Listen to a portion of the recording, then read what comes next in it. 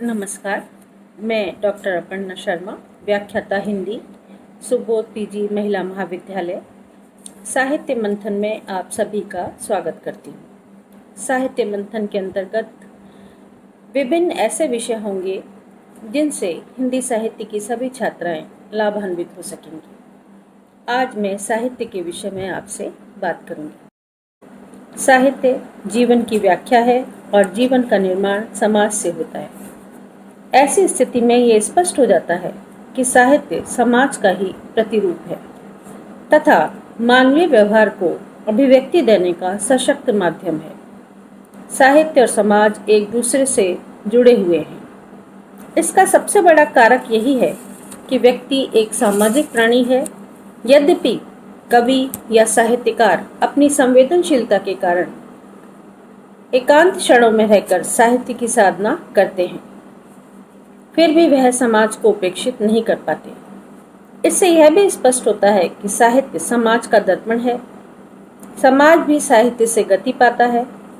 साहित्य शब्द की उद्भावना का प्रश्न है तो साहित्य शब्द की उद्भावना साहित्य से मानी जाती है। साहित्य का अर्थ है साहचर्य। आचार्य भामा, राजशेखर और भोजराज ने शब्द और अर्थ के साहचर्य को ही साहित्य की संज्ञा दी है। संस्कृत में साहित्य शब्द काव्य के अर्थ में आया है।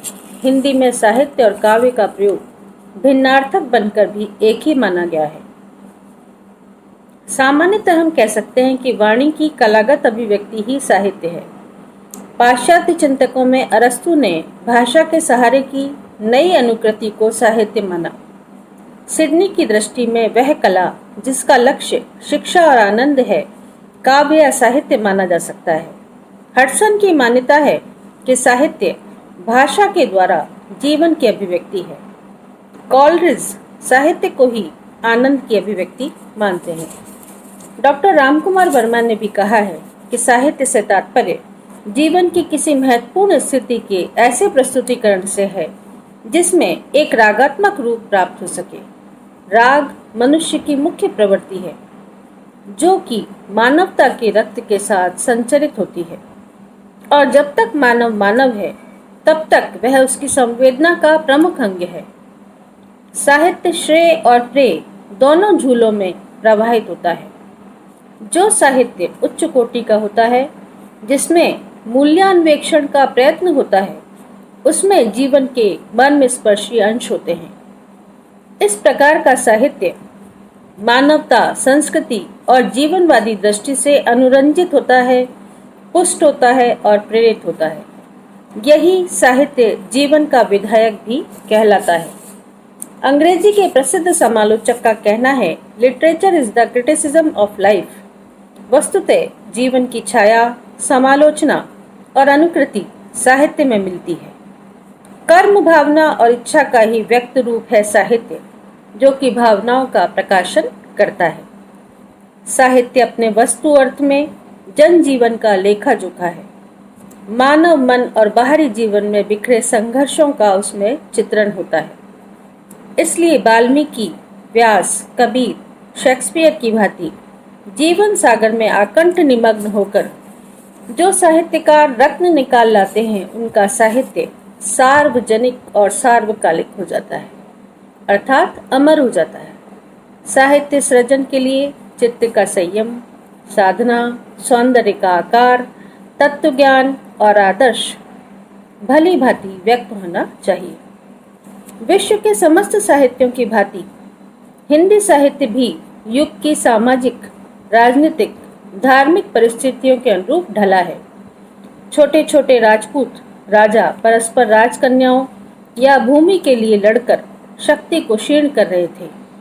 अतः आदिकाल के साहित्य में सुंदरियों के मनोरम वर्णनों के साथ आश्रयदाताओं की स्तुति भी की गई। युद्धों का सजीव वर्णन किया गया और भक्ति काल में बढ़ते हुए धार्मिक वैमनस्य को रोकने के लिए सूरदास, तुलसीदास, जायसी और कबीर का साहित्य सामने आया। जहांगीर और शाहजहां के काल में सांप्रदायिकता की भावना क्षीणता को प्राप्त हुई। वह रीतिकाल की ऐतिहासिक पृष्ठभूमि बनी। रीतिकाल का श्रृंगार परक और शिल्प परक साहित्य भी इसी का बिंब है। आधुनिक राष्ट्रीय चेतना के साथ राष्ट्रभक्ति परक और वर्ग जाति विभेद के फलस्वरूप प्रगतिवादी काव्यों का प्रसार हुआ। बौद्धिकता, फ्रायड और यथार्थवादी वातावरण ने नई कविता को जन्म दिया। इस प्रकार बदलती हुई जीवन वृत्तियों, मूल्यों और मान्यताओं के अनुरूप साहित्य में भी परिवर्तन आया। अतः स्पष्ट होता है कि समाज और साहित्य परस्पर सापेक्ष है। संक्षेप में यदि इस पूरे विषय को समझें तो यही तथ्य सामने आए कि साहित्य और समाज परस्पर संबंधित हैं। दोनों की एक दूसरे के लिए अनिवार्यता है।